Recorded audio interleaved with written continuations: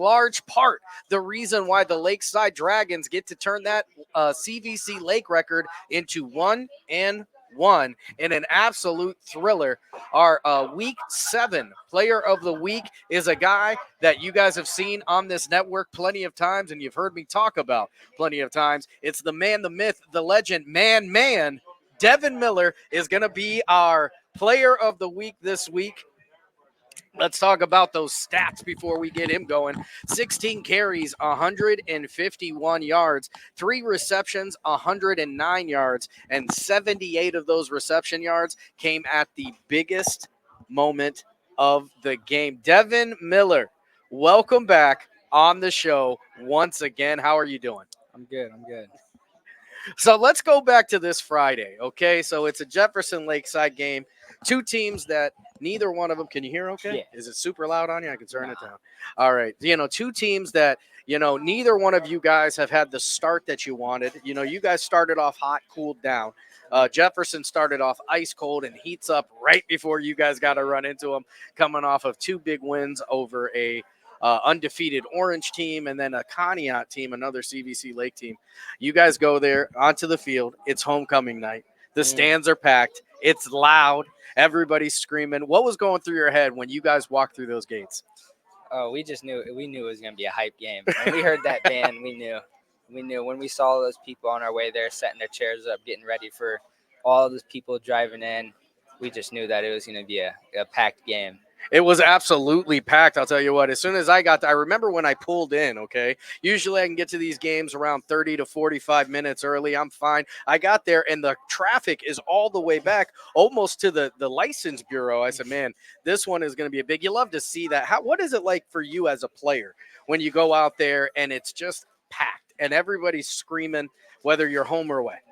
Well, away games, I like them, but sometimes – for other people it can be a distraction, and I let that not be a distraction for me. But I always like to see their student section give me talk though. Yeah, you talk about the student section. There was a little bit of chatter going on, a little bit on both sides. You talk about the transfers and guys going back and forth, and we won't name names directly, but there's been a lot of movement, which I think elicits some of that rivalry in the game. But playing on offense and defense, we're going to go into your offense here in just a minute, but playing on offense and defense, talk to me about what you were expecting going in there as a defensive player. So on defense, this past week against Jefferson, you could see that I was definitely at corner. I wasn't at linebacker. So a throwback game for you. It was something that I'm used to because of previous seasons, but it was something that my body wasn't used to this year because I didn't start there. But it's just something I have to do to help the team out. So if I got to go to where I got to go to help the team, then I'm gonna go there to support my team, make my team better. So you say you got bumped back to corner this week, and that's one of the cool things about this Lakeside team is the fluidity of you guys as players. You guys have a great junior class. Yourself, Ty Anderson, Jay Anthony. There's a lot of guys in that junior class that are ready to make a difference on the team this year. Tell me what did you focus on moving from that linebacker spot into the corner spot? You haven't played there since last year. What were some of the things that you wanted to make sure you had under your thumb ready to go? I just knew that one of the faster players in the county, one of the taller, more athletic players in the county. So I knew I had a double threat. So one thing that I wanted to make sure is I let nothing behind me. So I'd rather, like Coach says, panic first and then play slow after. So make sure no one gets behind me. And if they do, then I better hope I can catch up to that, because if not, then Saturday morning is not going to be the greatest time. Yeah, so, you made a huge play on offense. And, again, we'll get to that offense, but I got to go defense because let's be real. The defense has had some tough outings in the last couple weeks. Yeah. But, at the end of that game, playing at the corner position, 3 back-to-back stops against this offense, this quarterback who has thrown for almost 1,400 yards already this year. This receiving core with Terry Brown, whose reach is, I don't even think I could touch his elbow when he puts his hand up. And then you've got Cage Bozar, who's one of the fastest guys in the county, but you guys get it done. What was going through your head at the end of the game? You knew what was coming. So we knew, like, that's what we practiced at the end of the at practice. We knew if it was a close game at the end of the game that they were going to throw that ball. So, we had to make sure that the flats were good because, as you could tell, they were picking at that screen play. So we just made sure when we saw trips on one side or we saw Terry go deep that we made sure that we had to stay on that because we can't let neither of them behind us. What was the communication like in the huddle? So most of the time it was like whenever we would have a corner on one side or the other side or the safety, we just had to make sure that we kept talking because previous games, our talk's been a little low, especially against like teams like Hawken who were nitpicking at our defense or Madison. But recently we've been talking, communicating more as a team, and that definitely helped a lot more. Yeah, and you weren't the only change this week. Also, I believe Czar Triplin gets pushed back from corner to the free safety position. So there was a lot of change going on there. How was that difficult for you guys to kind of wrap your head around, or what was practice like last week with you guys making all these changes? So practice was definitely a lot more disciplined. So like moving from one spot to another, that you can't make any mistakes because if you make a mistake during practice, you only got 4 days until it's that Friday. And if you make that mistake that Friday, there's nothing you can really do about that, but except for the next drive, you just got to come out and do what you got to. Don't let that happen again. Now, listen, we get to listen to Coach Terry Hinton every Wednesday on the Los Compadres show. You've gotten to partake in that show. It's a great show, great place to eat. Yeah. I never hear Terry raise his voice. So what happens when you guys make mistakes out there? Does he yell? Does he? So that must be why he's so soft spoken for the rest of the week. He uses all the yelling during the practice. But you talked about mistakes and I told you before we started, I get to press you a little bit. I've known you a little bit longer, so I can ask you some of these tough questions. One of the mistakes that you had to deal with is the F word that no running back wants to hear. No running back wants to be a part of. The big fumble. So, the fumble comes at a big part of the game. How did you dust yourself off and get ready to make the biggest play of the game? So after that fumble, I just knew I had to get our defense together because as soon as that happened, I just knew that we needed to talk. We needed to communicate. We needed to worry about our spots more than each other's spots. We needed to, if one person made a mistake, we had to make sure that we didn't dig into them so then they wouldn't be like, okay, this is my fault. This is my fault. And, I didn't blame it on nobody. Didn't blame it on my quarterback. Nobody, nothing. It was just something bad that I made a mistake of, in which that definitely brought a little bit more aggression out on the field on offense when we got that ball back. When they took the ball, you're telling me you were trying to take it right back? Yeah. So, again, you guys go out there on the defensive side. You get it done. Now the ball's back in your hand. You guys are sitting right around 2 minutes. You're down. Yeah. You guys are down. You have a chance to tie the ball game at this point. First pass is almost disastrous. Yes. And then you guys get another shot at it. When that ball is coming, is it like a movie? Is it slow motion as it's coming into your hand? What is going on? So just especially on that play, it was obviously a screen play. So when I'm coming up, I see that their safety tells their outside linebacker that he knows that what the play is. So when I'm coming up, I just take a picture of what I see. And then as soon as I take that picture and I turn around and look for that ball, I just got to memorize where this guy was at. And I saw him coming from my inside. So I scooched out to the right, and props to Omar. I'm so glad that he saw it because as soon as I scooched out to the right, I saw the ball hit my right side, which automatically let me turn faster than what if I caught it here, I have to turn this way. So as soon as that happened, I knew that I had some time to go ahead.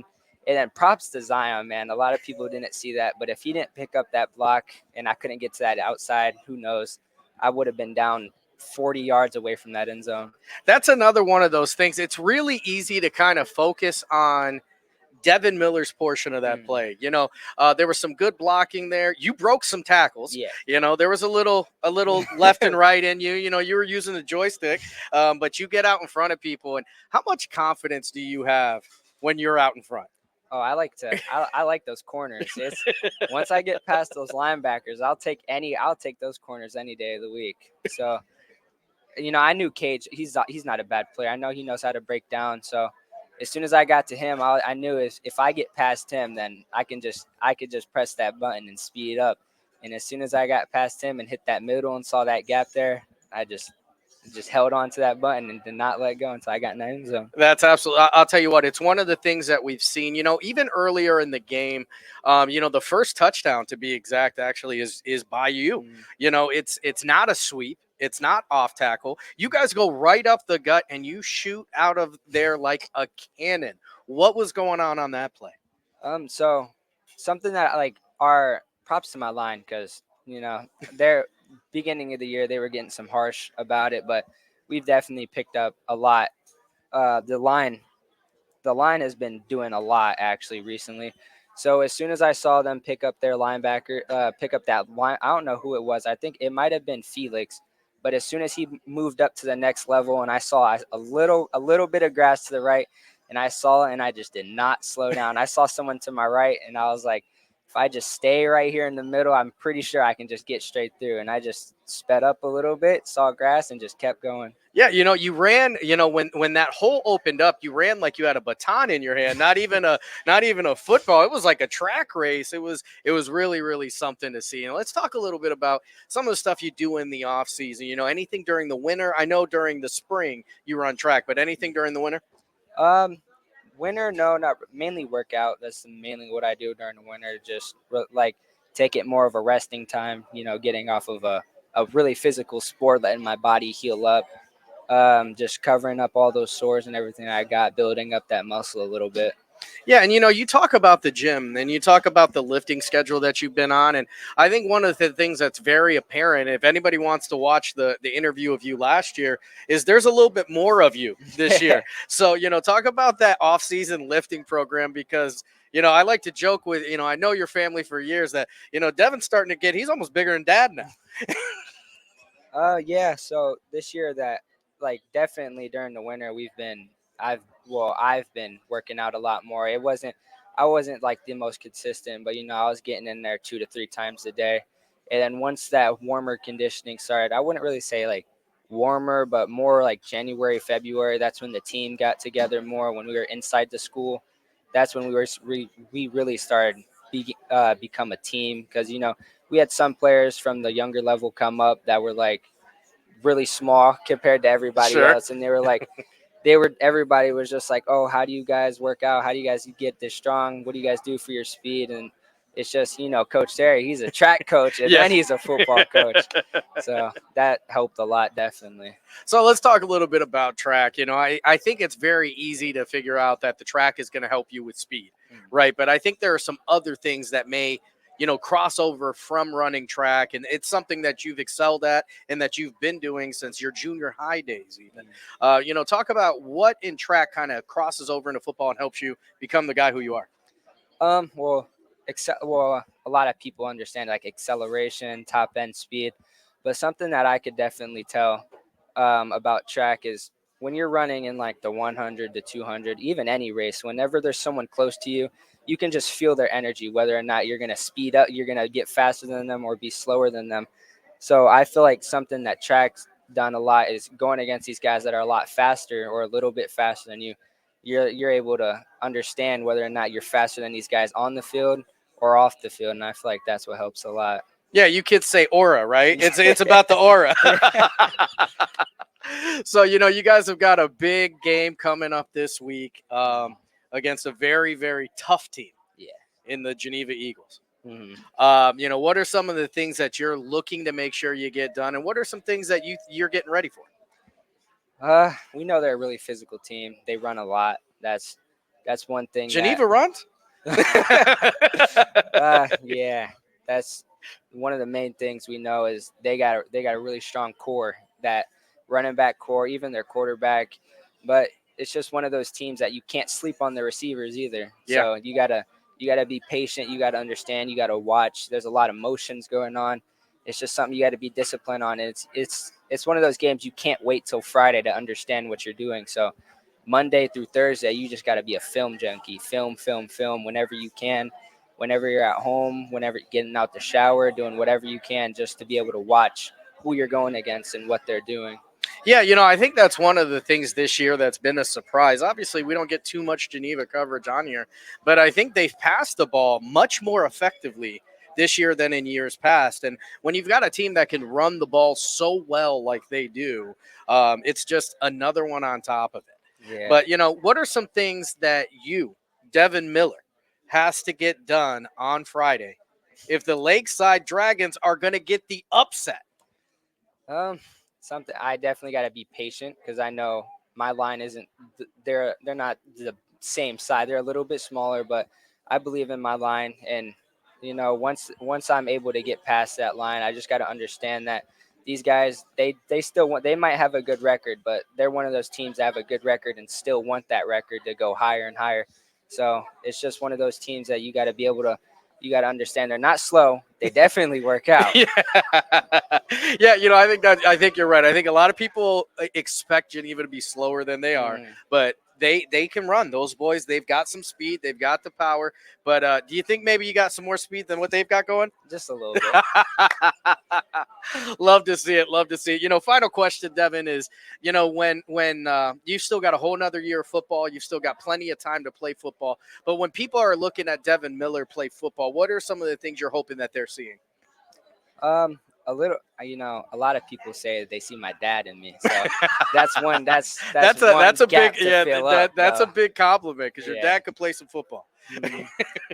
But a lot of things that most people say is they see speed, they see a little bit strength compared. But I'm not really a shifty back. I'll take more of a north back. I'll be more of a forward back. But yeah, most of the time that I get a lot is people talk about, oh, he reminds me of your father. Your father, you remind me of your dad. So that's a big accomplishment to have. Big. Nah, I don't know if I'm there yet, But or I will be there. But I'll take it. yeah, that's pretty good. That's pretty good. You're part of a very, very talented backfield, and Jay Anthony, who is a fellow junior, and Nate Bartone. I think all of you guys are very good running backs, but you guys all have a different skill set. How do you guys mesh that together? So what a lot of teams have picked up on is when Nate comes in, where the ball's going. The Bartone zone, baby. Yeah, and when me and Jay are in the backfield, that's when a lot of teams get a little bit more confused because both of us like the outside, both of us like the inside, so we just nitpick at a lot of teams. Or like a lot of teams, when Nate comes in, they'll just expect it to be up the middle 100% of the time.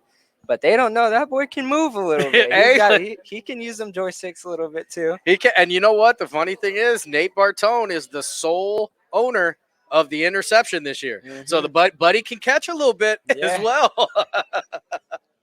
All right. Well, you know what? Good luck this weekend or this Friday as you guys get ready to take on the Geneva Eagles. It's going to be a great game. You're not going to have to miss a moment of it. It's going to be right here on your home for high school sports, YSN Live.